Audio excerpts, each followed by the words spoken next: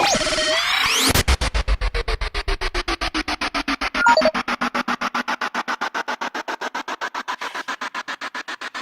there, my name is Isabelle Cipriani and I'm here to discuss the issues of Nike. Nike is surpassing its competitors due to their astounding brand name and strengths in multitude. But with every success comes great failure. Nike's biggest failure is the way they treat their employees around the world. Nike is known for having sweatshops and poor working conditions for its employees. It was found that there are many cases of abusive treatment, both physical and verbal, in almost 1/4 of its South Asia plants. In order for this wrongdoing to be fixed and its employees to be given fair treatment, Nike must establish and enforce a code of conduct in their workforce. It is very difficult to detect what companies use sweatshops and what companies do not. Many and most corporations limit what type of labor protocols to publicize. Nike limits much of the information from consumers and anti-sweatshop organizations to limit bad publicity. However, production overseas is used to lower costs in labor and materials by separating the companies from production of their goods. Nike claims that they are unaware of the working conditions that are being used, and ultimately, Nike does not claim responsibility. However, the reality of these practices, in fact, are made aware by companies and actually dictates the labor standards of their suppliers. Companies such as Nike, Disney, Walmart, Reebok, and Gap, Liz Claiborne, and Ralph Lauren are some companies that have set up operations overseas. These companies essentially do not need to practice the fair labor because the Department of Labor only requires the companies that have internal monitoring policies. Therefore, there is no way of ensuring companies if they are telling the truth regarding labor practices because essentially there are no outside party to established to check.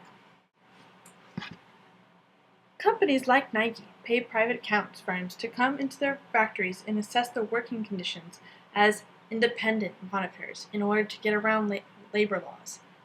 Even when these companies detect workers' rights being infringed upon, nothing is done in terms of legality. In Vietnam, workers in a Nike factory were exposed to toxic chemicals without protection and made to work excessively illegally. Most of the workers are neglected areas where are women and young children under the age of 25. An audit reported poor ventilation and high levels of respiratory illnesses in factories. These illnesses are a direct effect of unbearable heat and noxious fumes and dust in buildings. It was also reported that Nike workers, on average, only earn $1.60 a day, making shoes that Nike sells for $180 a pair. Nike owners have become very rich from exploitation of workers. Chief Executive Phil Knight has a personal fortune of almost $4 billion. Meanwhile, in Vietnam, the average Nike worker only earns $47 a month. Ways to fix poor working conditions for Nike's employees overseas. Nike should implement its code of conduct as a top priority, putting it above even quality and costs. Once this improves, then Nike can focus on other priorities. A code of conduct is a collection of principles and practices that a business believes and aims to live by. First, Nike should demand that all managers who use corporal punishment or are guilty of sexual harassment must be dismissed. Nike should make it the responsibility of general managers commits up to 3 violations of Nike's code, the general manager should be dismissed. The current approach of having no specific punishment for violating the code of conduct disregards the purpose of a code. Nike also needs to pay its workers legal minimum wage and provide compensation to workers who have been cheated out of their rightful wages. It is said that Nike could pay all of its individual workers enough to feed and clothe themselves and their families if they would only devote 1% of its advertising budget to workers' salaries each year.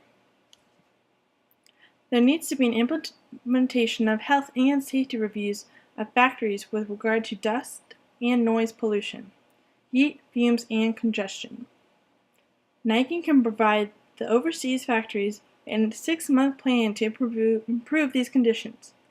Also, Nike should visit these factories regularly for inspection. Nike has the potential to be one of the most ethical companies in the world due to its increasing volume and amazing products. But in order to achieve these goals, Nike needs to reevaluate its method regarding labor practices. By having a stronger code of conduct, this will set a new frontier in the way Nike performs its business for the future. But why spend more money overseas? Isn't that the whole point, is to have cheaper labor? Nevertheless, some critics argue that the reason why production is done overseas is beneficial because it's cheaper and the easiest way to produce. In addition, implementing a code of conduct would take time and also prolong production, thus setting Nike back. For example, by paying employees overseas more, this would take away money from the company in areas like advertising budget. Some business advocates say that labor standards raise costs and thus limit the amount of jobs that would otherwise be available. So why bother paying more work to workers when it is going to take away from the company? Because desirable employees want to work for companies whose values they share, just as customers want to buy from companies that put their own personal values into practices. Second, Nike needs a code of conduct to respect human rights. Human rights are important because it should be the solid foundation of a company. They need this code of conduct to respect human rights that result in social and economic development. Businesses that respect labor rights put more money towards their workers, helping them educate their children, live healthier lives, and inevitably buy American brands. Having a well-rounded company will only result in success. But in doing this, a company must take into consideration many factors. One of the most important being how they produce their products, which relates to how their employees are treated. Without employees making products, the company will ultimately fail. Therefore, it is paramount to treat employees right.